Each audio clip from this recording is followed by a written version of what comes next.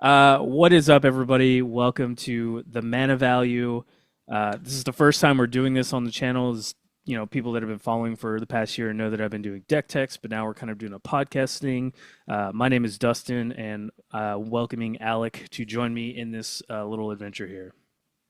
Yeah, super excited to be here. Me and Dustin have been playing Magic in town for a few years, and we've been talking about this on and off. So super excited to be on the pod and share my thoughts on Magic and especially Lorwyn Eclipsed. That's looking like one of my favorite sets of the year. Yes, yes, that is what we're going to do. We're going to talk about Lorwyn Eclipse. We're going to look at cards through EDH, limited, standard, whatever we kind of decide these cards fit, mostly EDH. Um, And yeah, so just as a funny little side note, this is our second take at doing this because I forgot to hit record.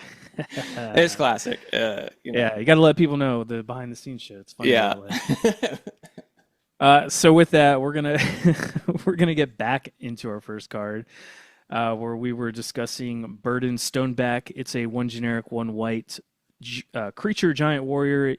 It is a 4/4, but it enters with two -1/-1 counters on it, making it a 2/2. And its ability is one generic and a white to remove a counter from this creature. Target creature gains indestructible until end of turn. Activates only as a sorcery. This is like one of those weird little value pieces that I look at, and I think like people will ignore this thing on the board for the most part because they just see a 2 mana 2/2. Whereas I look at it as like a piece of protection that will eventually get bigger as the turns go on, and it could protect any little like creature you want on the board, your commander, as long as there isn't like exile or removal or something like that. um, so I really like the way the card plays in that respect. Sure, you only get two uses out of it. Sure, it's sorcery speed, but I mean, it's like an uncommon, like it's not bad for 2 mana, and another 2 mana investment for each activation, also not terrible. Yeah. Yeah, I look at this card and it reads as a limited bomb to me, like it's super efficient. Um, you turn three, you can already protect something. Like I when I see like 2 mana like this, and I'm like in a draft environment, I'm thinking like, okay, so turn two, I get this out. Turn three, I can play a one CMC card and already throw protection if my one CMC card is super powerful, like one of the cards we'll talk about later, there is another one CMC just absolute nuke in this set. Yeah. Um, yeah, like this is crazy. And then even in EDH, like in solid three metas, like being able to, even though it's sorcery speed, like obviously instant speed, this would be crazy.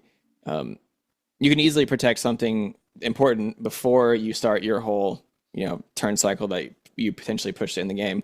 And I think one of the cool things about it, it says remove a counter, which means that if you somehow get additional counters on it, which white doesn't necessarily struggle with getting +1/+1 counters onto things. There's plenty of cards that just ETB throw counters on something else.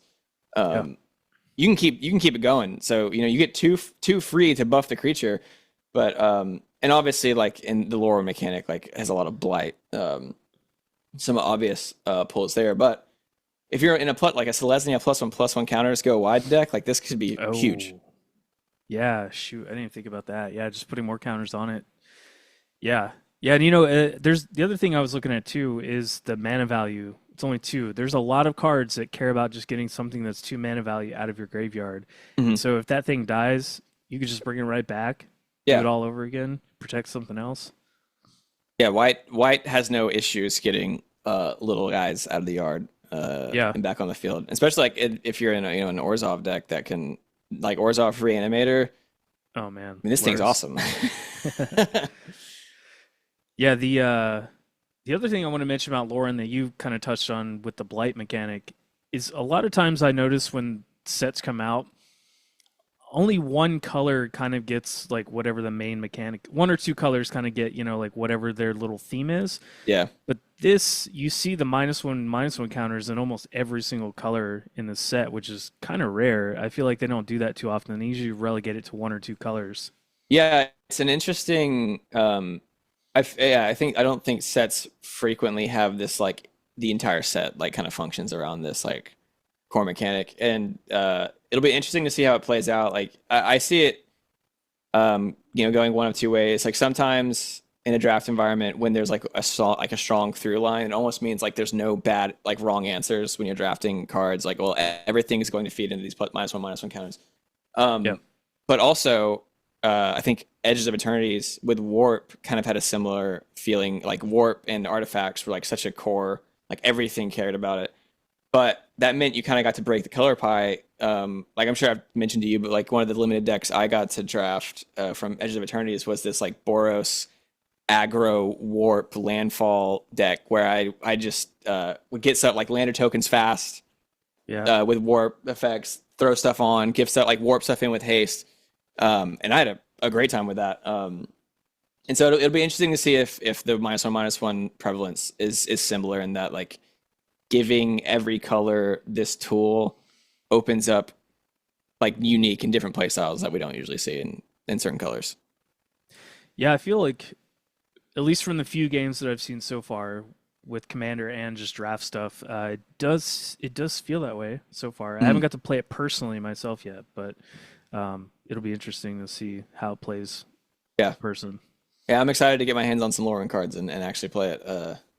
Yeah. We're recording this the day after pre-release, so I haven't, and I wasn't a part of it. My wife is extremely pregnant right now, so I've been mostly at home. Yeah, yeah, I haven't I've been working, so I haven't ventured out to see if anybody wants to do a pre-release. But Yeah. do you want to do your card next? Yeah. We'll So trade off on cards here. first card I've got here is one that I just thought was cute, and it is Lava Leaper. Let me get. So yeah, Lava Leaper, 3 generic, 1 red, elemental creature, 4/4.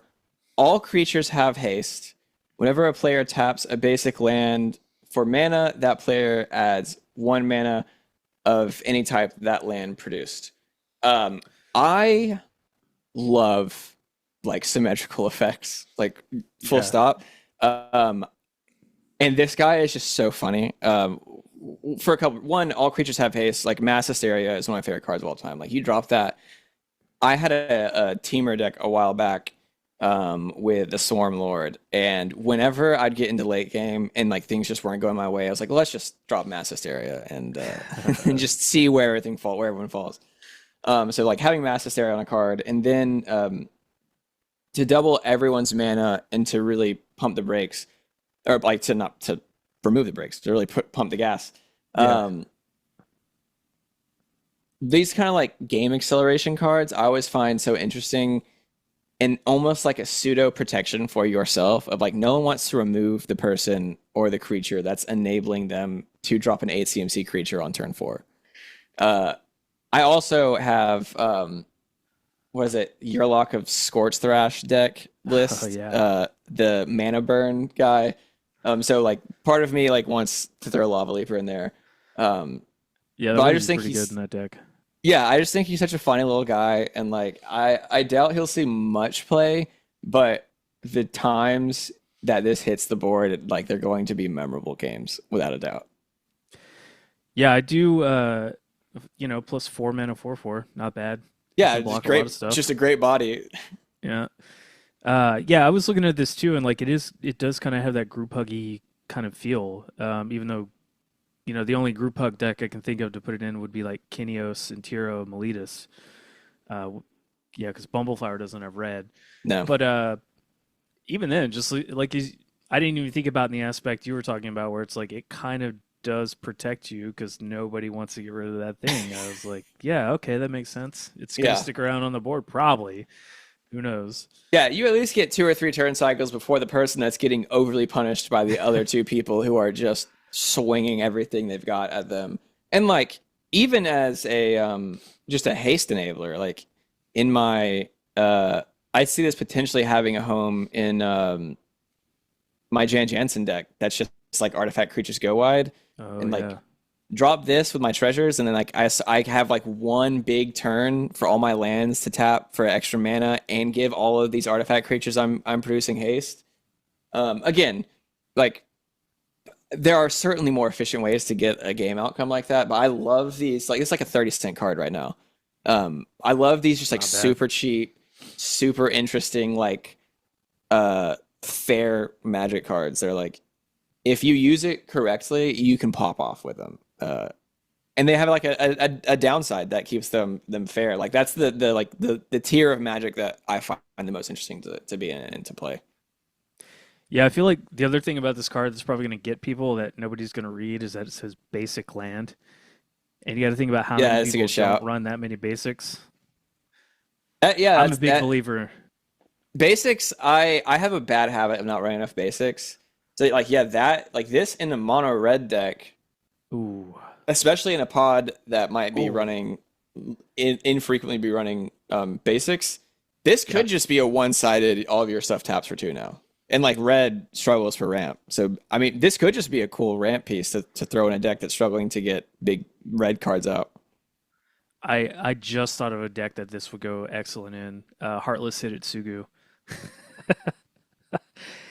Talk about killing the table quick. That will expedite that process Yeah. extremely fast. Because I only run basics in that deck, and then you kind of need haste on Hitsuguru to get him, to get Mhm. everybody's life total down to half. So you play this before you play Hitsuguru, and then it's like they either got to remove that or everybody's like gonna die in the next 2 turns. Yeah, and like that's part of why I think it's either going to bait out removal. It's either going to like there's so many interesting game states that this creates when it hits the board. Like I Yeah, don't think you have a boring game with Lava Leaper on the field.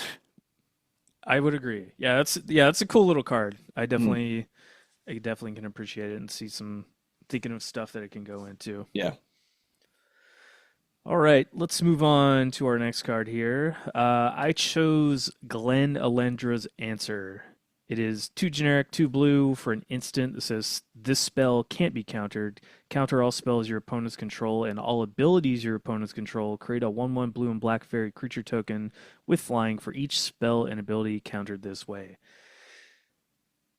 I'm gonna say this right off the bat. I'm still trying to figure this card out. Like I understand what it does completely, but I'm looking at the 4 mana and I'm thinking like where like I still think the card's good. I want to say that right off the bat. I think Yeah. this card is really great, especially the fact that it can't be countered itself. But I'm like, what niche case scenario? Like, am I waiting for the storm player? Am I waiting for like, what am I waiting for with this card to use it and spend that 4 mana to just hose everything? Yeah. So it's really hard for me to figure that out. But I feel like in those cases, this card's incredible.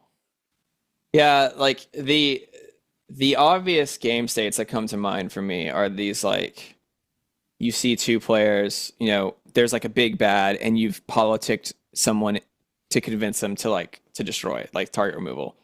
Mhm. And they do it, and then that player has like a counter spell, some sort of protection.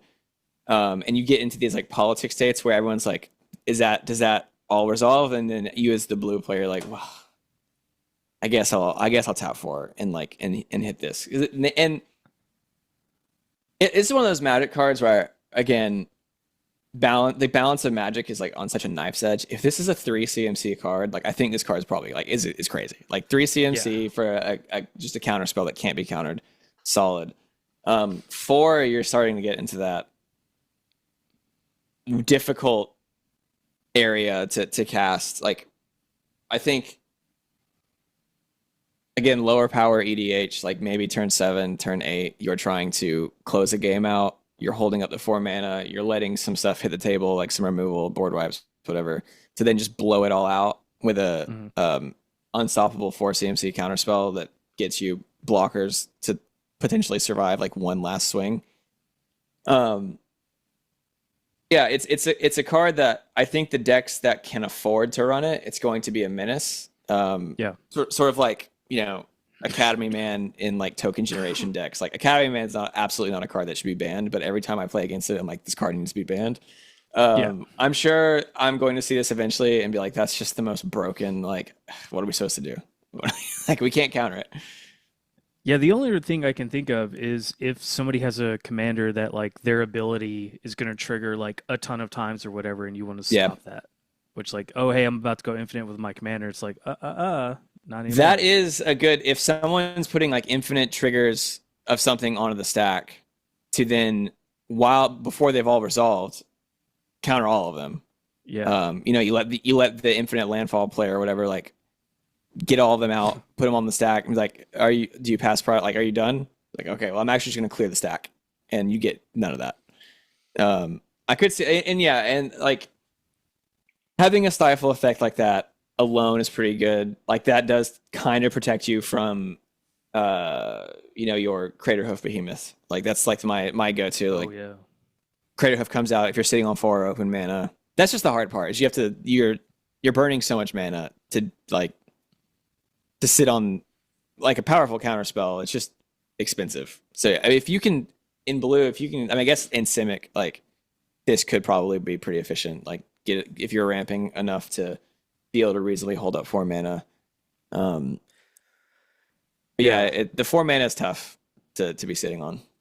Yeah, that's why I was like 50-50 on the card. Like I feel like everything on the card's interesting and it feels strong, but I'm looking at that 4 mana and I'm just like, I don't know. Like what would I run it in Yeah, that I'm gonna have four blue, two blue especially, like I mean that I don't fairy know. deck. I know it makes fairies, but that like Dimir fairy deck that cares about casting spells in your opponent's turns. My brother has that deck, and he never casts anything on his own turn. Like he's like 6 mana pass. So maybe in a deck like that that solely wants to cast on other people's turns, Yeah. um, this probably works fine. But yeah, 4 mana is just tough Yeah. Regardless, yeah, I thought it was an interesting card to bring up, so for sure. can warrant a discussion there of like what kind of crazy shenanigans we could do with it or Yeah, and stop another cool crazy counter spell shenanigans. to add to the plethora. It's true, yeah. All right, man. What is your next card? So my next one is I think the card I'm most excited for in the set, and it seems a lot of people share my excitement, and that is Moon Shadow for 1 black creature elemental 7/7 menace enters with 6 -1/-1 counters on it. Whenever one or more permanent cards are put into your graveyard from anywhere, while this creature has a -1/-1 counter on it, remove a -1/-1 counter from this creature. I think this is disgusting. Uh, Yep. this is a nuke early game, turn one. That's a disgusting thing to see. A -1/1 is annoying in black. Getting things into your graveyard is like that happens by accident. Yeah. Uh, even like I saw this and my first thought was my Mothman deck, which is a +1/+1 counter deck. Um, uh, Obviously Dustin knows about it. But Just played it's it. this like mid-rangey, aggro-y Sultai. It's not like mill is just the process of putting +1/+1 counters on my creature. Moonshadow reads like either an early game removal bait or just a late game I'm dropping 1 mana for a 7/7 because that deck is so efficient at putting things in my graveyard and Yep. two putting +1/+1 counters on things. So easily cleanse the all the counters off of this thing and like get it to be a 10/10 menace and probably with flying. Like this thing is crazy. I like this has so much potential. I think this is gonna be one of the strongest cards limited. We were talking about um Burden Stoneback, like for things to give indestructible, like on a turn 3 play, this is like a top priority in limited. Like Yeah. uh this thing's crazy. I'm so excited. Yeah, I mean, speaking of broken stuff, I immediately just thought of Sir Conrad. Like, Yeah. I'm constantly putting stuff in my graveyard with him, and then not only that, I again have stuff that cares about mana value coming back, Mhm. and the fact that it's 1 mana. I mean, you can recur it so easy. Yes. And Zoo or Zur Lafit, Osteo Harmonist. It's Oh yeah. 1 and 2 black from legendary creature, human wizard from Edge of Eternities. Tap it, return target creature card from your graveyard to the battlefield. It's a skeleton in addition to its other types and has no abilities. Oh, This thing just Jesus. it goes out and dies and then immediately comes back as a 7/7. Like so quickly. And Yeah, I it's think a lot of like recursion decks are going to be able to just abuse Moonshadow. yeah, definitely. This is a card that won't stay. I don't know how much it is right now, pre-order prices and all, but I don't think it'll stay cheap. No, it's currently sitting at 1739 Whew, I for think the base. it'll go up if I had to There's be a honest. there seems to be But who knows? a confetti foil for $300. So, Crazy. Yeah, I like this card a lot. I definitely think it's got a lot of good tech that comes hmm. along with it. Um, man, I gotta look up this card. Even when cards like reanimate, like, oh, I'm gonna lose one life to get my 7/7 menace back. That's just gonna like I'm Yeah. Easy. yeah. Okay, yeah, Call the Death Dweller. It's two generic and a black for sorcery. Return up to two target creature cards with total converted mana cost 3 or less from a graveyard onto the battlefield. Put a death touch counter on either of them, then put a menace counter on either of them. So not lifelink, but and since it's already got menace, you're just gonna give it death touch. Like why not?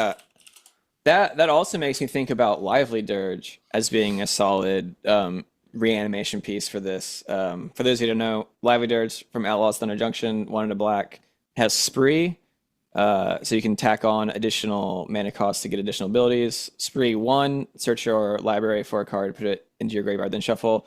Spree 2, return up to two creature cards from your return up to two creature cards with a total mana value of 4 or less from your graveyard to the battlefield. Um, I mean, it's just so Yeah, like with the one CMC, like one CMC 7/7 printed on a card, like the -1/-1 counters are such a non-factor for it, given that it's in black. Like if this yeah, was in, I don't know, white or red, maybe, like then getting them feels a little more difficult.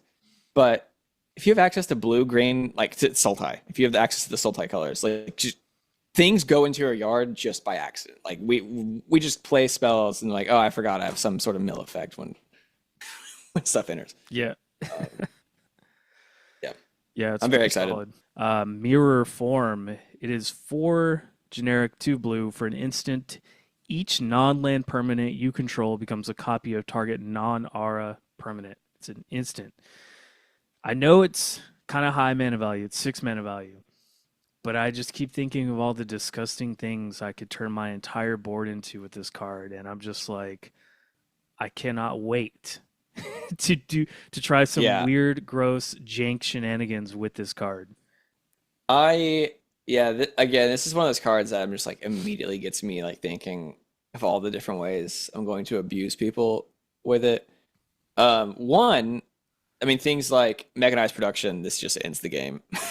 Yeah, Like you wait till someone's in step and like, well, I'm gonna cast this and then win the game on my upkeep. Um, but also if you're in an Eldrazi deck, for example, that has like the 5 color Eldrazi decks, I mean, you just turn everything into like an Emrakul. Like I guess the legendary role, like you need to buy it, like, but yeah, if you know you're building around something like this and you want to like to punish it, any deck that can, or like anything that's running Helm of the Host that's yep, already going to make something non-legendary. This is gross. In any token deck that's just vomiting stuff out that has access to blue, this is super annoying. Merfolk decks, this is super yeah, annoying. Like anything that just cares about like mass and go wide.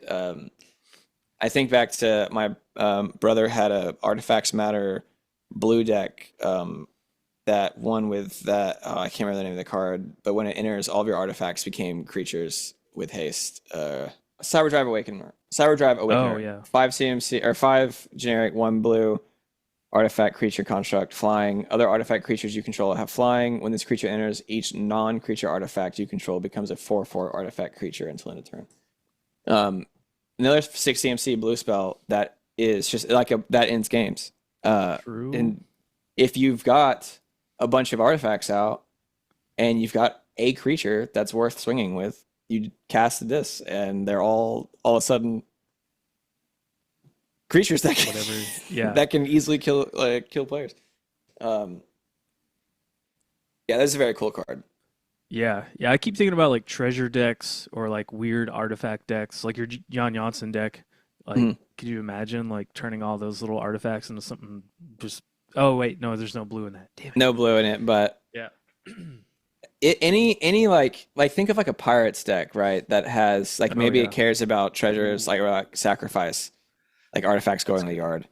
Um, if you can just turn everything into a treasure, I mean, you could put like also like Expel synergies. Like if you just want to just nuke your entire board to drop some, Hellfire Torment for 75x, like um, I bet like Zaxara decks will occasionally run this with how much Oh just yeah.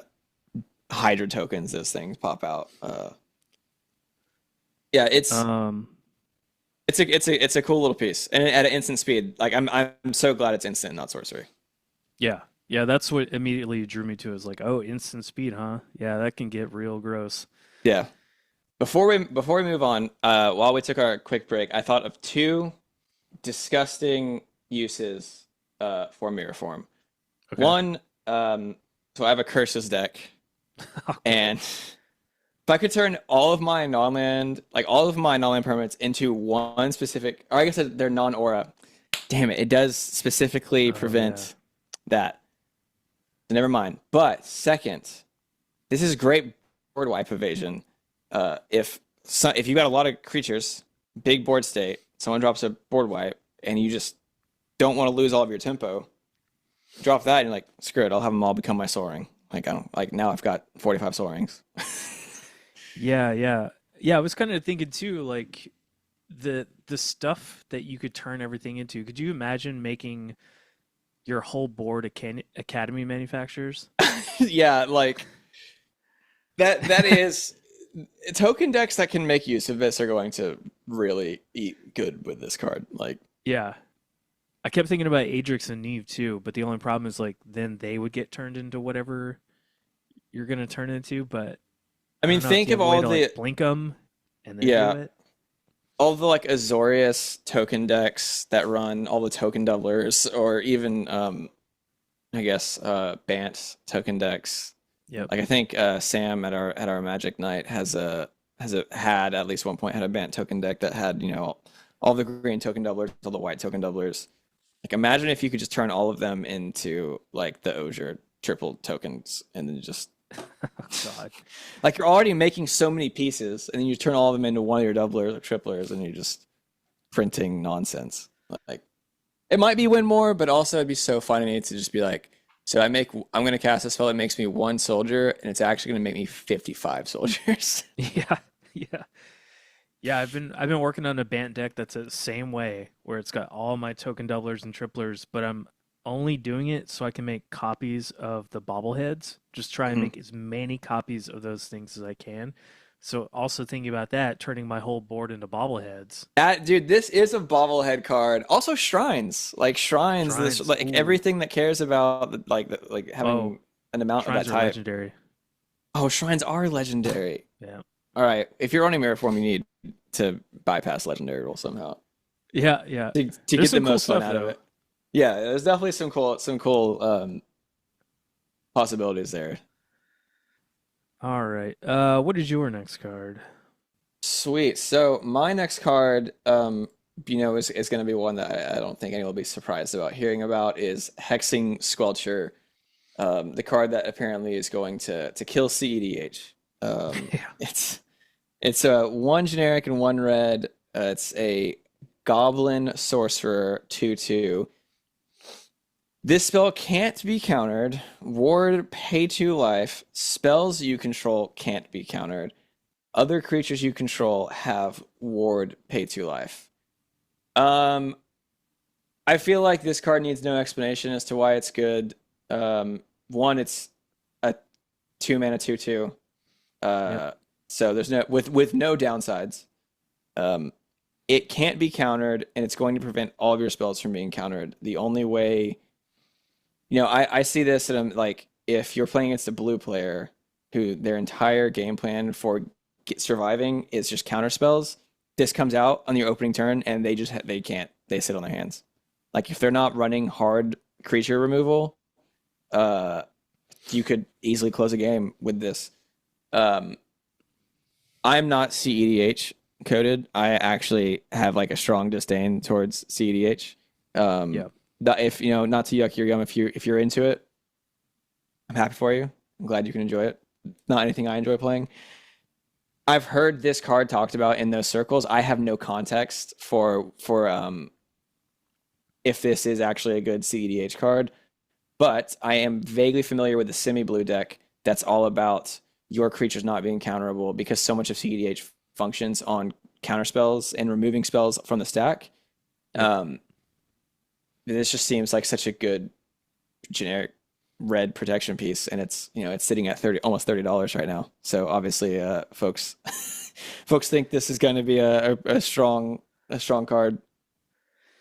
Yeah, so I've heard those same rumblings about CDH, and I do watch a lot of CEDH content, but I don't myself also I don't enjoy playing it either. I do have Mhm. a deck, but it's in those rare cases where that's just what somebody wants to play.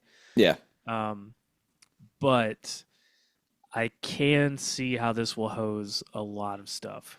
yeah, Like absolutely, because of the not being countered stuff, and like you know, I hate to be that guy, but like I don't see a ton of removal in CDH. no, You know, even that's even at casual tables, I don't see a ton of removal, man. So if this card sticks around, I'm sitting here thinking 2 life, whatever. yeah, That doesn't bother me. But like if you're not running removal, this thing's just gonna stick around for who knows how many turns, and yeah, that's the and problem. like I think like is it decks, that are gonna want to spell sling off. Like if they can get this on the board and then protect it, like say, this hits the board, you're an is it deck, you're running plenty of counter spells, someone targets it for removal, and then you counterspell the removal, and they can't do anything about your counterspell. Like this just seems like such a sticky card. Yeah. Um, and if you build it like intelligently and like you have it as a core part of your game plan, I just don't see how it doesn't like massively impact the deck. And like again, at the upper top of CDH competitive Magic, like removal bait is real. Like 2 CMC, something that you have to get rid of. Like that's removing a card. I always tell people like um, you can't let the blue player get free counter spells by not casting your stuff because you're afraid they're going to counter it. Like you've got to burn those spells early. Oh Um, yeah. and if you can burn some early removal to make way for like later game bombs too, like this is a great card for that as well. Yeah. Yeah, and I also think too it's whoever plays this, they're going to be targeted more as far as like attacking goes too. Yeah, People are going to be like, "Oh, well there's another way of removal. It's player removal," yeah. as Player the old removal saying is goes. efficient. Yeah, So, yeah. I do think you have to be careful dropping it. It's kind of got the oh, what was that card that came out in Final Fantasy that I hate with a passion? That is it. Oh my Vivi? god, why? Yeah, Vivi. Like you sit down with Yeah. Vivi in your command zone, I'm like, I don't care. I'm killing you first. Like I Yep. don't care what you do. I don't care how many land drops you miss. Uh, I don't care how mana flooded you are. You're dead on sight. So this probably is this maybe is something you sit and hold on to till the end of the game, and when you're getting ready to close it out. Yeah, I also don't think it'll stay at $30. There's no way. No, It's a rare. It'll be opened quite a bit. yeah, Yeah, it's a interesting card though. I mean, mm. it's got people talking, so it's all you can ask for. Yeah, cool. Let's see here. All right, my next card, we got the Omni Changeling, 3 generic, 2 blue for a creature shapeshifter. It is a changeling, so it's every creature type, but it also has Convoke. And you may have this creature enter as a copy of any creature on the battlefield except it has changeling. It's a 0/0. I am just looking at this thing, A, for my Morophon deck, and B, actually, I'm looking at this thing for a lot of decks, man. Morophon, for sure, because I need more cool changelings. I like the fact that it has Convoke. I'm looking at this for my Codis the Fanekeeper deck because I want to make as many copies of him as I can in that deck. The only downside with that deck is I don't have a ton of creatures to convoke this out necessarily, Mhm. unless I'm like stealing other people's creatures. And then I'm looking at this for my Kami of the Crescent Moon deck, which I also is a clone deck, and I want to make as many copies of that commander as I can. And I'm looking at this for my ninjas deck and my rogue, just all these like cool blue and black creatures that I want to make copies of. I look at this thing and I'm like, dang, this is such a cool creature clone card. Yeah, this thing is cool. I think on its Garuda. surface, it looks expensive. but the Convoke helps a lot. Some decks that I immediately think about for my side, like I'm working on an Umbris Fear Manifest deck Yep. that already wants to make copies of Umbris and bypass the legend rule. Um, so like make copies of Umbris, make copies of Horrors with an Umbris already out there. Um, any deck that has strong creatures that plays a lot of them, this card makes a lot of sense in. Um, but also any creature on the battlefield, you could snipe someone else's crazy, crazy creature that they've played. The other deck that I was eyeing this for is Riku of Two Reflections, which Oh is yeah. my teamer like copies clones deck. Like the deck doesn't have its own game plan. Its own game plan is make a game plan out of whatever else is on the battlefield. And this is just another great little clone to throw in. Obviously, like there's plenty of good clones and like clever impersonator clone. There's Mhm. there's already a lot available, but what's the harm in having more? And one that could potentially be easier to play with that Convoke in a late game stage. Yeah, that's what I was looking at it for. Is like Convoke. I will happily tap two creatures to make this thing 2 mana less. Like Hmm. another card that came out last year that I run a lot in my clone decks is Naga Fleshcrafter, and that thing's 4 mana. Which half the time I'm like, that's great for that rate. Yeah. 4 mana for a clone. So I think the Convoke is a nice little touch, and like you mentioned too, obviously I was thinking about copying all of my stuff, but being able to copy the bigger threat on the board is also very nice Yeah. utility I in mean, that. I'm an Eldrazi player. Uh, I hate cards like this. You Yeah. drop your Sire Seven Deaths, and you're like, deal with it. And someone's like, I actually also have a Sire Seven Deaths, so what are we gonna do here? It's like sick. Well, and if you're copying big mana stuff, this is just positive. 5 mana, like worst case scenario, 5 mana, steal a 8 mana Eldrazi, like that's awesome. Yeah. So Yeah. a lot of cool potential. And of course, if you're doing wacky things, like if you're making your enchantments creatures somehow, and then you copy like some crazy enchantment, there's a lot of like weird edge cases potentially with it that are also fun. But And it's an uncommon. So uncommon, picked I picked a lot of uncommons from this yeah, set because I think there's some pretty solid ones. And like when you're building decks, I think those cards are equally as important as the rares and mythics for sure. Got to get 100%. the I value. I I love bulk. I love garbage. I want more of it. uh, yeah. What is your next card? Cool. So my next card is Curious Colossus. It's a 5 generic, 2 white, giant warrior 7/7. With when this creature enters, each creature target opponent controls loses all abilities, becomes a coward in addition to its other types, and has base power toughness 1/1.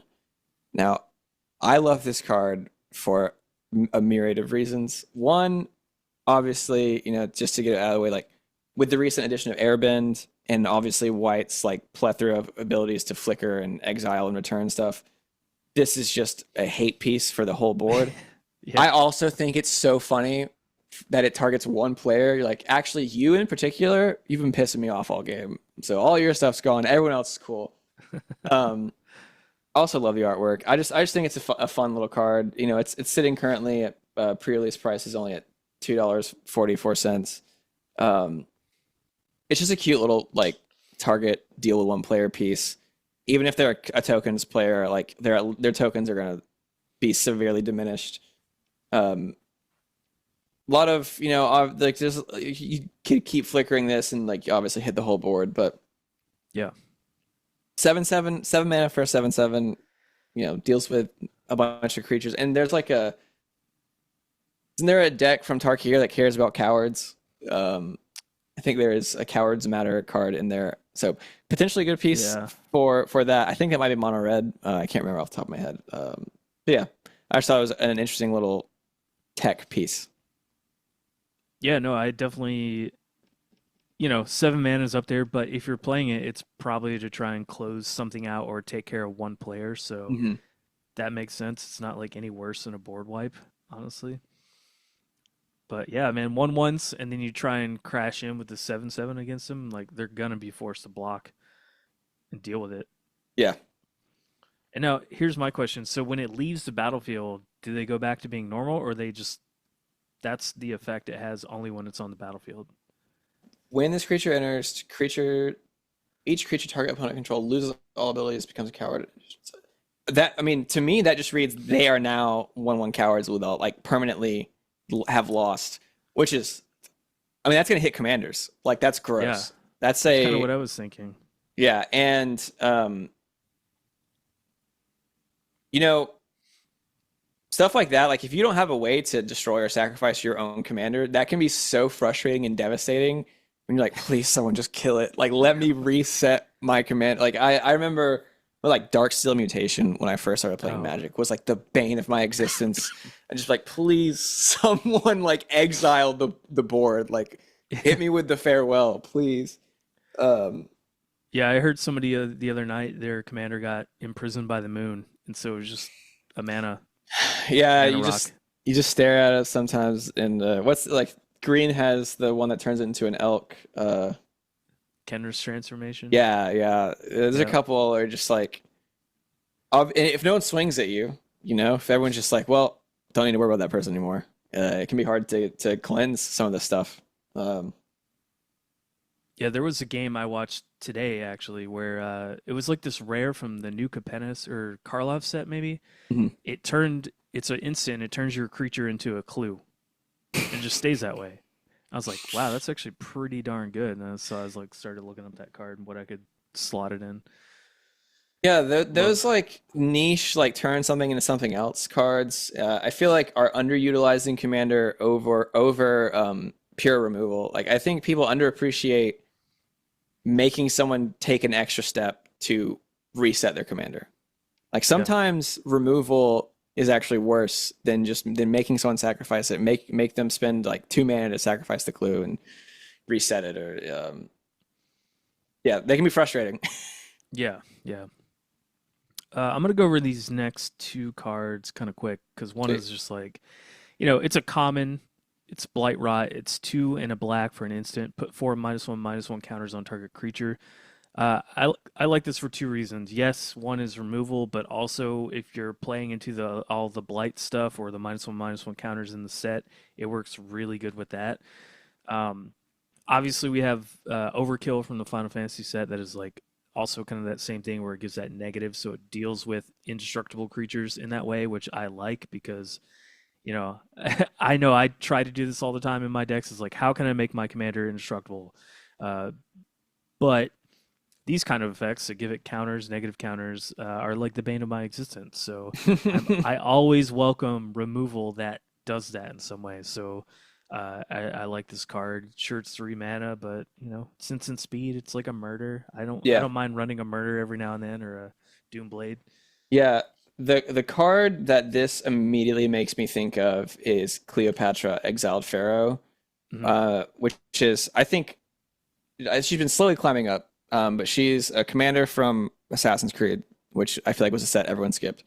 But her second ability reads: when a legendary creature with counters on it dies, draw a card for each counter on it. You lose 2 life.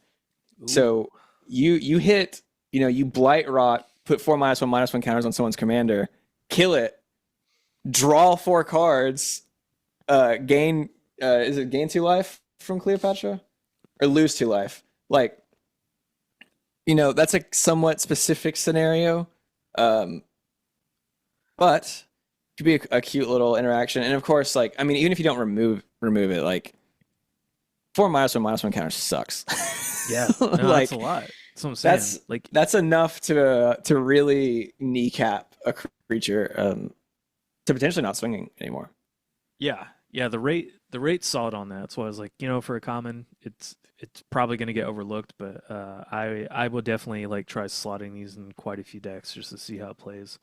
Yeah, and I've got a few cubes in the works that care about like proliferation. So this is Oh yeah, cool piece for that as well. yeah, yeah. I can see. Yeah, there's a lot of stuff actually. I've been looking at this. I'm like, ooh, maybe I could put that in this cube. Mhm. Okay, the next card I'm going to talk about real quick here is Morn Song Aria. It's one generic, two black for a legendary enchantment. Players can't draw cards or gain life. At the beginning of each player's draw step, that player loses 3 life, searches their library for a card, puts in their hand, and shuffles. Now, I know a lot of people are probably looking at this and thinking, why would I want to give my opponents the best cards in their deck? And I get that. But I look at it as a dirty combo player, and I'm like, oh, well, I'm just going to get all my combo pieces and kill them before they can do anything to me, anyways. Yeah. So, yeah, I that's the way I look at this card. For me personally, I realize a lot of people probably won't look at it that way, but I thought it was interesting. I I think this card's great. Uh, Again, I mentioned earlier, I love symmetrical effects. Hmm. Anything that's going to affect everyone fairly, I think are so fascinating because that means your deck needs to not only take advantage of the card, but take advantage of it at a rate faster than what other people can do. And this, again, this is going in my curses deck as soon as I get a hold on it. Like, find just the worst, most heinous curse ever. Can't remember there's a black card that anytime an opponent searches their library, they lose 10 life. I'm fairly certain that is the Oh, Painful Quandary? is Or, it. no, Ob Nixilis? Is it one of the Ob Nixilis? Yeah, it is. Yeah, yeah, yeah. Because Vaughn had it in his deck and he got it out one day, and I was playing a lot of Landfall. I was like, well, I can't search my deck, so this Yeah, sucks. Ob Nixilis Unshackled, four generic, two black, flying legendary. Whenever an opponent searches their library, that player sacrifices a creature and loses 10 life. Ugh, That's gross. hilarious. Like, also you throw in, what is it, Opposition Agent? Isn't that the one that lets you search? Oh, Like, there's so many ways to punish people with this card. actually forgot all about that. Yeah, that's dirty. Yeah. Yeah, like you could really ruin some games by just staxing people out with it. So like again, like these kind of cards are like my favorite where they're very narrow and niche in like the decks that they're going to like be super punishing in, but in the decks that they really synergize in, like they're gonna be monsters. Like Hmm. yeah, super cool card. And also players can't draw cards. Like shut down the blue player Yeah. that's gonna draw 20 cards every turn. Like Yeah, that's the other thing I was looking at too, is like it's not just, me that can't draw cards, everybody can't. So you're making people deplete their hands. Sure, they can tutor up for something, but like I said, people are probably just going to tutor up like the best cards in their deck, and yeah, who knows if and that'll take care of the problem or not. yeah, like tutoring every turn, obviously super powerful, but you're also limiting options. Like you're forcing them to make a decision of like, do you want your tempo piece or do you want a response here? Um, and so sure, it might come out and someone immediately tutors for removal for it, but worst case, like that's the worst case scenario, and you've just made them Yeah. waste a draw and a turn and mana to deal with this, and that puts them an entire turn behind. Yeah, yeah, that's also very true. Yep, tempo play. Yeah.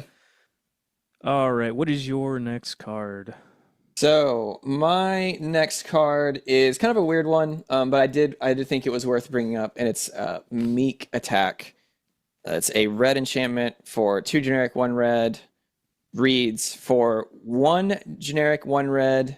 The activation cost. You may put a creature card with a total power and toughness 5 or less from your hand onto the battlefield. That creature gains haste at the beginning of the next end step. Sacrifice that creature. Obviously, very, very similar to Sneak Attack, Yep. which let me just pull up Sneak Attack, also 4 mana, or all Sneak Attack 4 mana, Meek Attack 3. Um, Sneak Attack for 1 mana, activation cost. You may put a creature card from your hand on the battlefield. That creature gains haste, sacrificing next in step. Um, Very, very similar cards. But I think in decks, I think in Commander, which, obviously Singleton, having these cards that fill a very similar purpose, that do or like function slightly differently, really help decks be more consistent without running a comical amount of tutors. And Yep. it's just, I think it's just a neat little card. Again, not the most efficient thing in the world, but it's cool to have a sort of a new twist on Sneak Attack.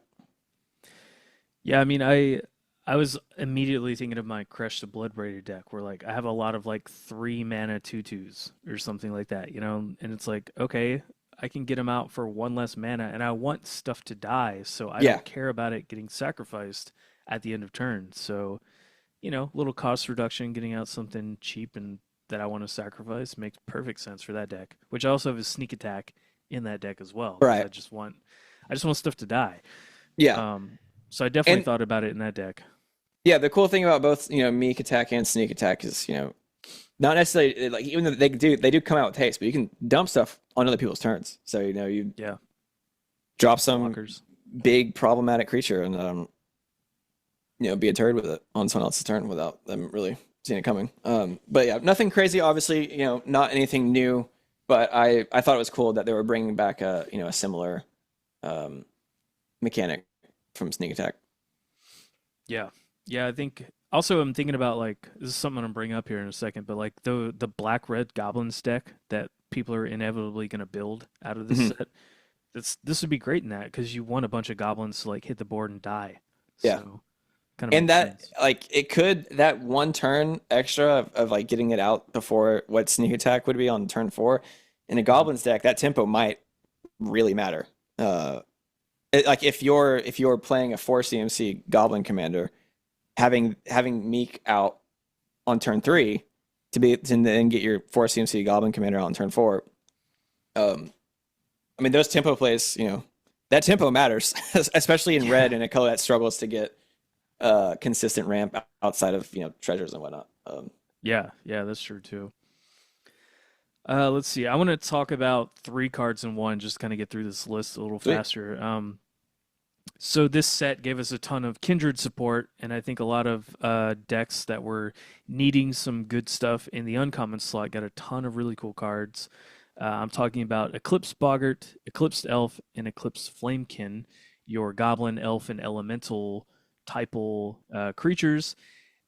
For 3 mana, they each look at the top 4 cards of your library. You can get an island or whatever land type they are. So like swamp, mountain, swamp, forest, island, mountain, and that's if you have dual lands, it will get those. It's not just basic lands, or you can get a creature card of that type. Excuse me, of that type and put it into your hand, and everything goes on the bottom of your library. I think these are great for those typal decks. I mean, Hmm. the black red goblins, the black green elves, and then elementals. Holy crap! I so I look at these cards and I'm like, yes, I either want to dig for lands or creatures, so that's already good. The rate on the creatures are good. You got a 2/3, a 3/2, and a 1/4, all great. And these are 3 mana a piece. Like that's Yeah. super solid for these little like value pieces in those kind of decks. Because I think a lot of them were actually lacking cards like that a little bit. Hmm. So I really like these, especially the elemental one, because I already have a 5 color elemental deck, but also with that new one coming out, I mean this thing is like an auto include in that deck. I feel like. Yeah. These are super cool. Elf, the elf, Eclipse Elf, like I mean every Lathril deck like Yep. wants more elves, wants like having better or just more options for effects like this are super nice to have like to fill out a deck list. Um, I know Eclipse Boggart, the Goblin Scout. I'm currently working on a Commander Cube. Um, this and goblins are one of the tribes or one of the types that I'm trying to offer support for. And having the 2 pips that like lock this into just Rakdos for that Commander Cube makes this so much more fair in like in that like very specific use case, but also limited. Like Oh if you're yeah. drafting in any of these colors, you get a card that's going to find you potentially one of your lands or one of your creature types in a wide variety. Like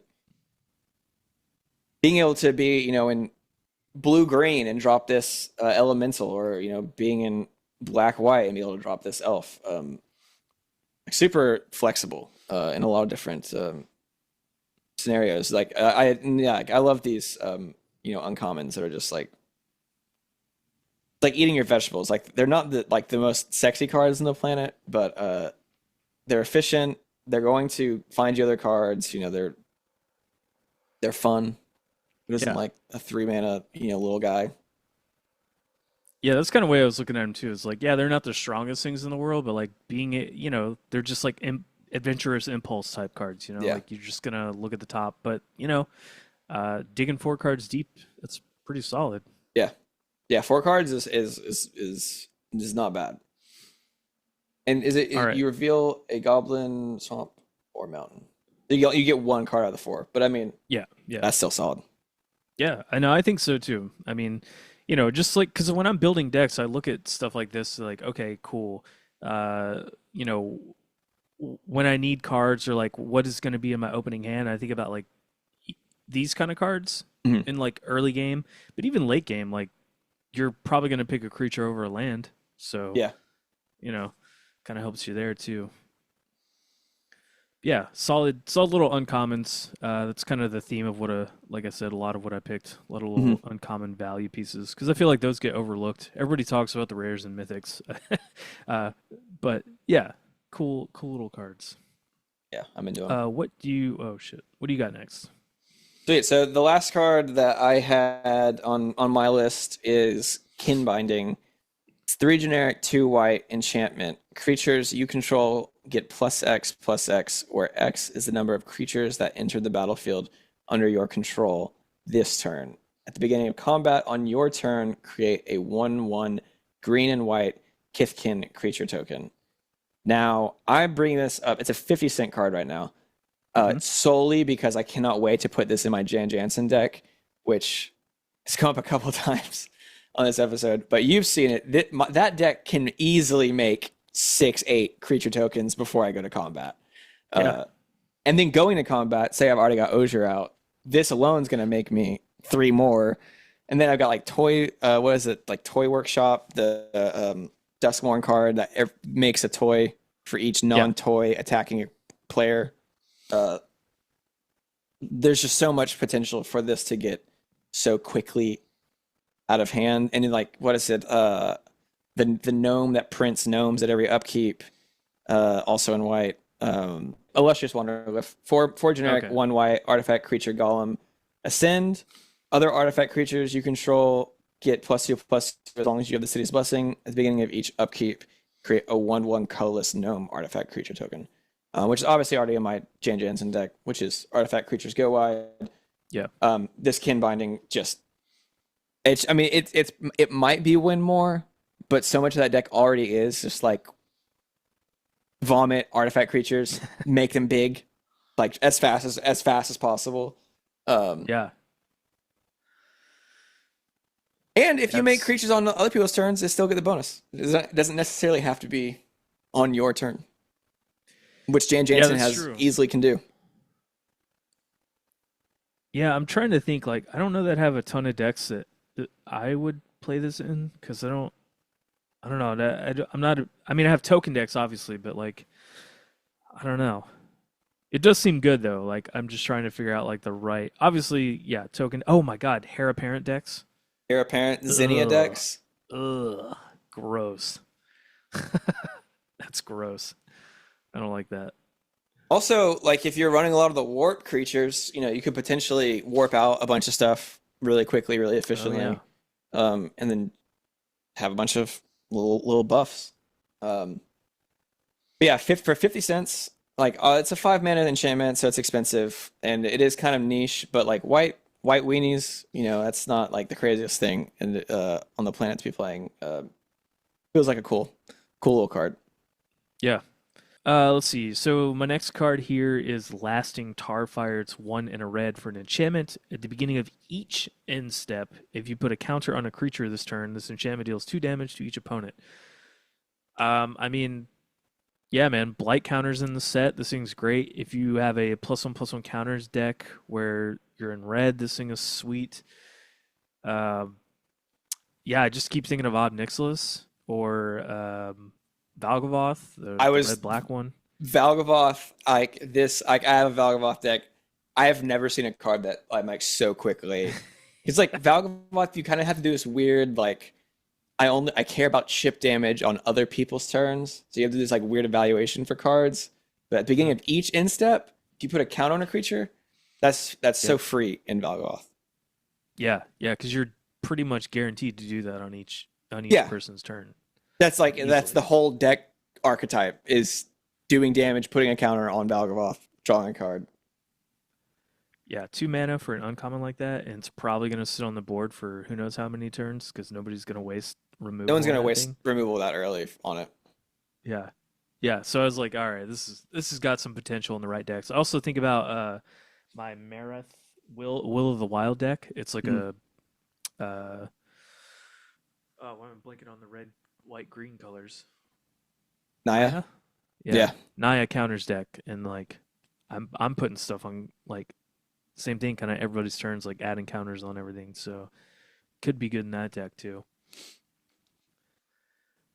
All right, last couple cards here. I'm gonna run through these kind of quick, just because these are like stuff I want in my decks. Mhm.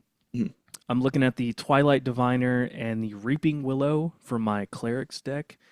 These things are going to be insanely awesome additions to that deck. That thing is already like one of my favorite decks, but I mean, Twilight Diviners, 2 mana, 1 black, creature elf cleric for a 3/3.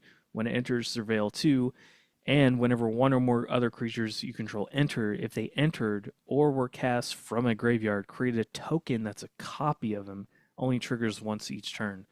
Mhm. My cleric's deck, I'm always getting stuff out of my graveyard because of Luris or my commander or whoever. Like there's always something coming back from my graveyard. So to get a token copy of that, Yeah. it's kind of insane, especially in the cleric's deck too, because like they all synergize so well with each other. That's just like you want as many of them on the board as you can. Yeah, cleric's getting like a lot of support in Lorwyn. I saw another card earlier today that slotted really well in the cleric decks. Yeah, I mean just token copies from the graveyard again in black, like obviously very black effect, Hmm. but I think to like back Muldrotha doesn't see the same play that she used to. I don't think EDH can. It's tough to play a six CMC commander these days, but um, if you can get her out and run this, like that's a solid. Get a couple more of your ETB effects. That would be Um, great. Yeah. maybe get. I think like in Golgari decks. Get two Spore Frogs. Just really ruin everyone's day. Yeah. Um, yeah, there's a In a lot, a lot of Marin deck. utility. Yeah, in Oh. a Mirren deck, those things are annoying.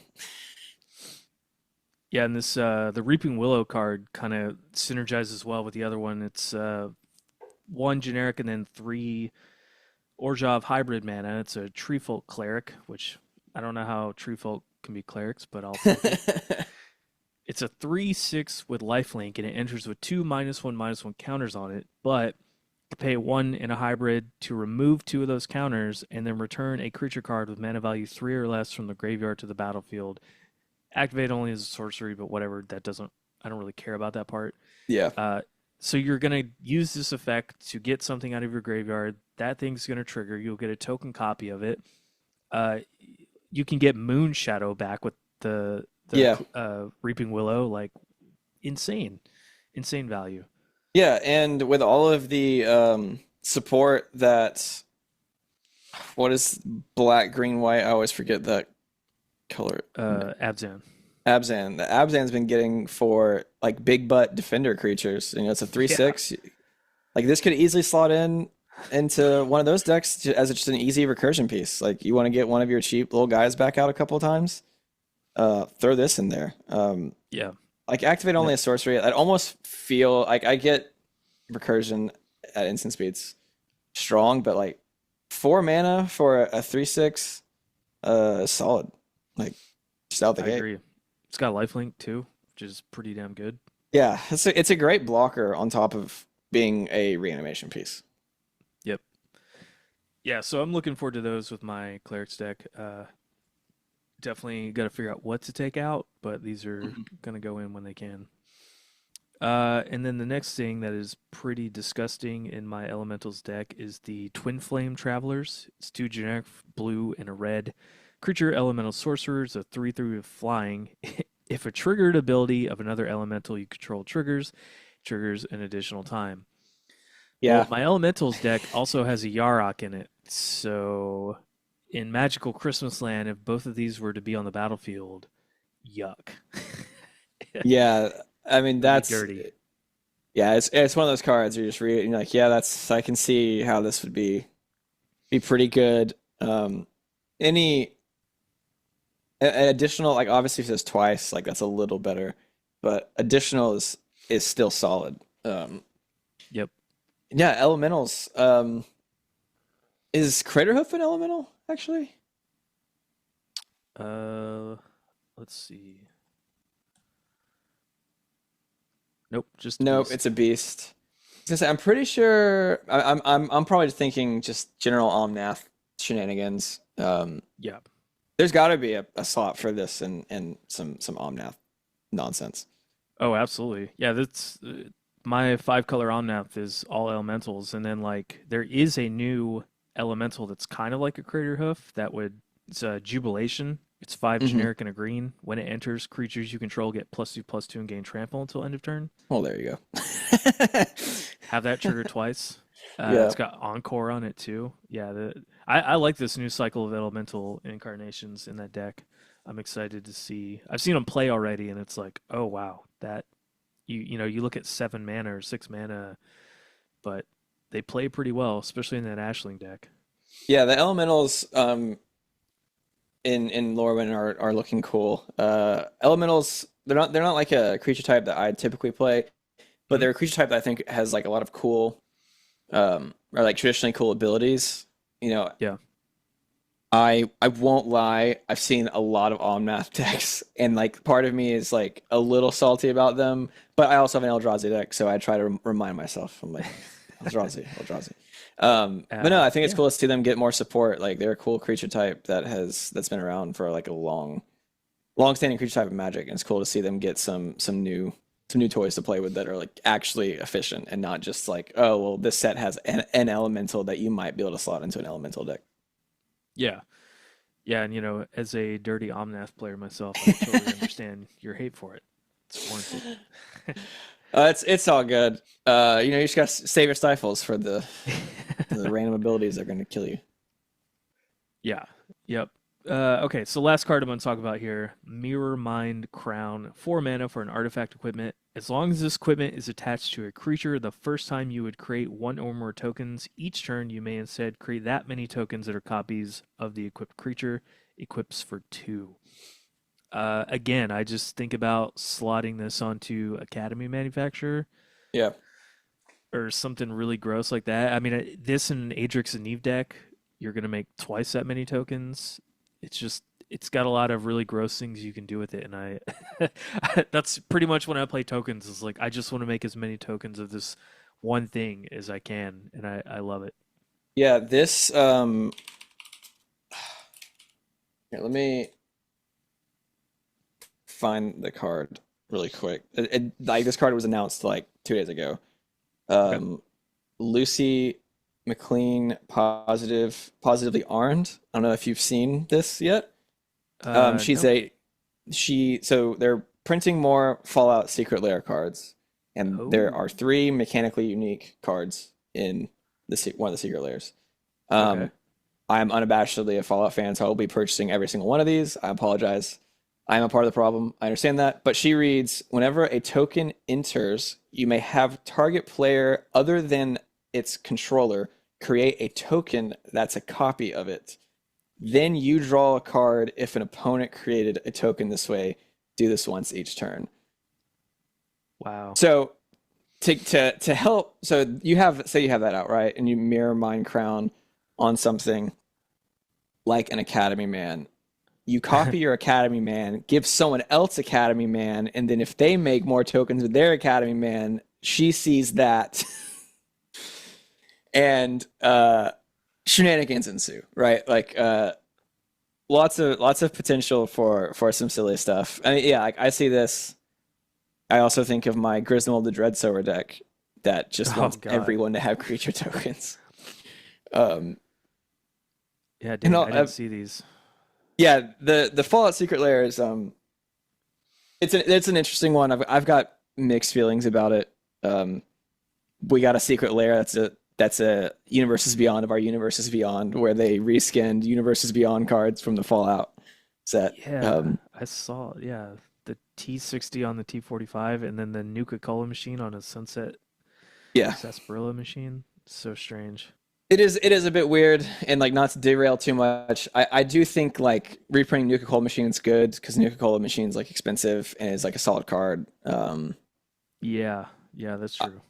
$30 I for that thing. yeah. Mothman got a reprint.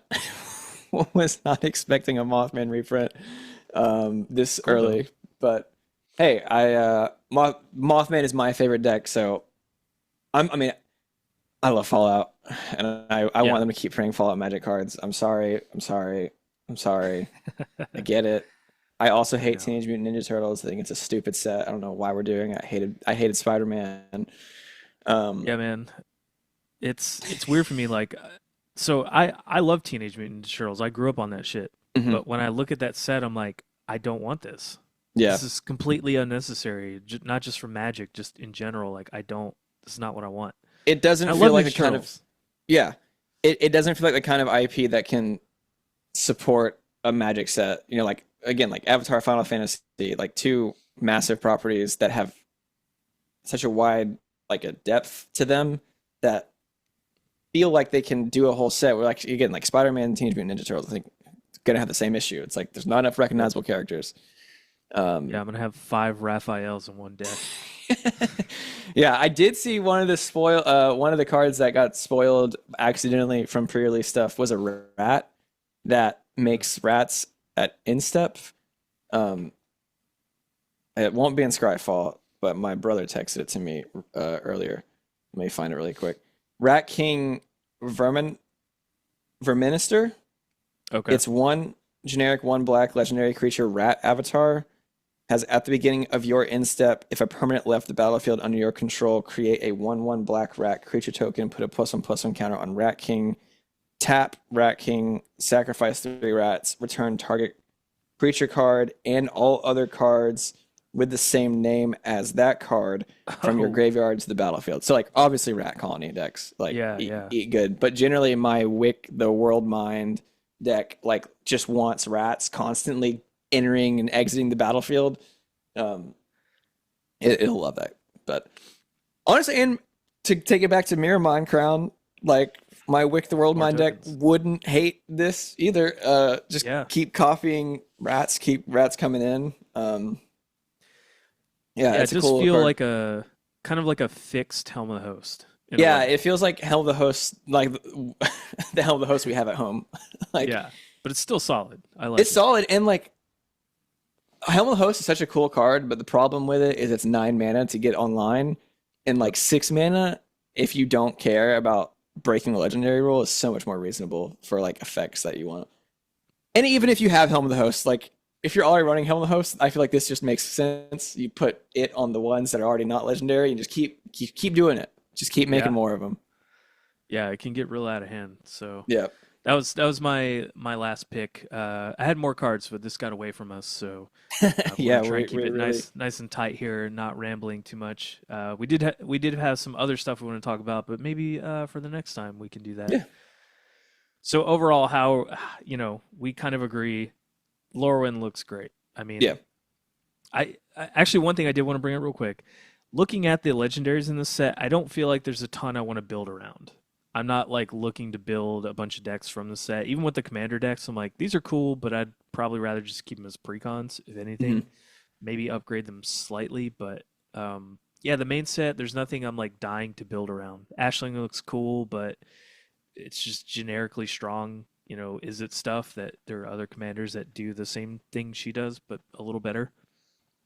Yeah, there's no like standout commander, which I think is good. Yeah, I don't think I I think want to break. yeah, like we don't need every set to have some bomb commander that's going to ruin my Magic Night where 6 people come in with the same Tough. freaking deck that yeah, exactly tough. Um Yeah, like I think the legendary creature I was most excited for was high perfect Morkant. Hmm. Um, and I don't even want her as a commander. I want to slot her into the Lathril deck. Like Yeah. I built the second deck I ever made, or I guess first deck I ever built by myself, like without a guide, where I wasn't just like copying a deck list, was a Lathril deck that I built for my wife. And I'm very excited to throw High Perfect in there just as in the 99 because it already makes so many freaking elves. Like I don't need to worry about blight synergy. It's just gonna work as a card in the 99. Um, like Yeah. there's cool stuff, and like I'm buying the blight precon because I think blight. I've always thought like wither is a cool mechanic. Like putting minus Hmm. one minus one counters on stuff is an interesting thing to play around. Um, so I pre-ordered the blight precon. And I'm finding that I like Jund after I played the Jund Freecon from Edges of Eternities. Yeah. Yeah. That But thing's sick. yeah, that deck is a beast. Maybe one day we can talk about all of our favorite precons out of the box. Oh yeah. But but yeah, I mean Lorwyn I think is going to be one of the best sets of the year. In universe, the art is gorgeous. It's like I'm a sucker for old Oh, school Magic artwork. It feels like kind of like how Foundations felt like a love letter to the community. Like it feels like a set that a lot of care went into. The limited environment looks like it's going to be awesome. Looks like there a lot of fun commander cards are going to come out of it. Looks like a lot of fun cards for Cube are going to come out of it. Like you had a couple in there, like of the modal, like instant removal stuff. Like that stuff for Cube is yeah. huge and limited. Those are like really useful. So yeah, overall, I think it's an awesome set. I can't wait to actually play it instead of just like staring at a screen theory crafting stuff. Very Yeah. excited to get my Yeah. hands on It's on some product. good job, Wizards. Yeah, You brought us back. yeah. We were reminded why we enjoy this game, and then immediately pre-release Teenage Mutant Ninja Turtles in pre-release packs reminded why I why we get mad at you every Yeah. other month. Well, I think that does it for this initial episode of the Mana Value. Alec, thank you for taking the time Of to course, talk thanks for about all having these me. Lorwyn cards. We'll figure out what we're gonna do next. Right now, we're thinking like once a month, maybe every 2 weeks. We'll see. Hmm. We'll see. We'll see how this does. We gotta. I gotta start doing some deck techs again to get people like back on the channel because that's what Yeah, was getting people there. But it's a good start, I think. yeah. And yeah, I mean, I had a blast. Thanks for having me on. Next time I'll definitely come with more notes pre-prepped instead of having to rapid fire search stuff on the fly. But it's Totally. nice to kind of find a flow and get into the rhythm of things.